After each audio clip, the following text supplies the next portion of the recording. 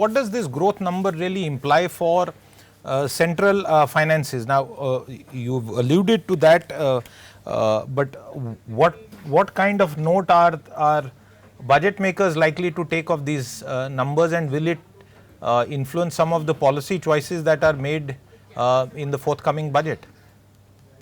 Uh, well, I think there are two ways of looking at it. One is whether you want to solve this slowdown through the fiscal policy or whether you want to solve the slowdown through the monetary policy. Now, my own sense is that even if I get a 50, 75 basis points cut, and with the sort of consumption atmosphere remaining weak, I'm not sure whether that will pretty much help in terms of pushing growth on the overall perspective, including the private capex that we are looking at. So my perspective, therefore, is that this is still a case and a situation where the supply side needs to be pushed, not only for reviving the current growth, but also clearly establishing the platform in terms of the future growth. So a certain few things that I can talk about is very rightly so, the government in the last policy had come out with its employment scheme and the skilling schemes. This year, we didn't have much time, and therefore, what we read is that a certain portion of the funds that were allocated to these schemes are not being used.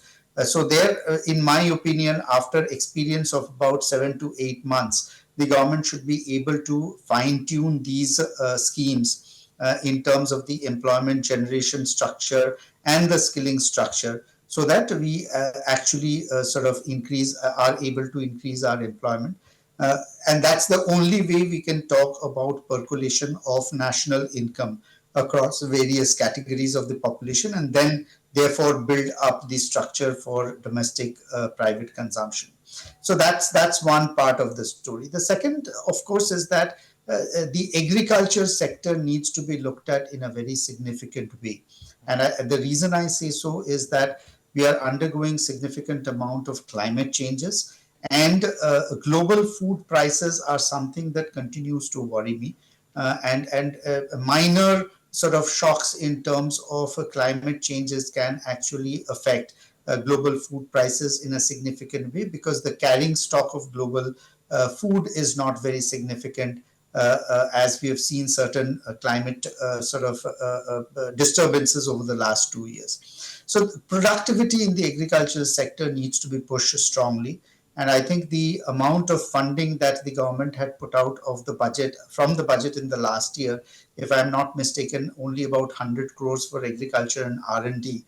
That has got to see a significant amount of increase. The other thing that we need to sort of on a very war footing need to sort of solve, and this is, in my opinion, one of the biggest impediments why the China plus one strategy has not been very successful, even though our corporate tax rates have been brought down to ASEAN levels, is the cost of electricity and the logistics cost.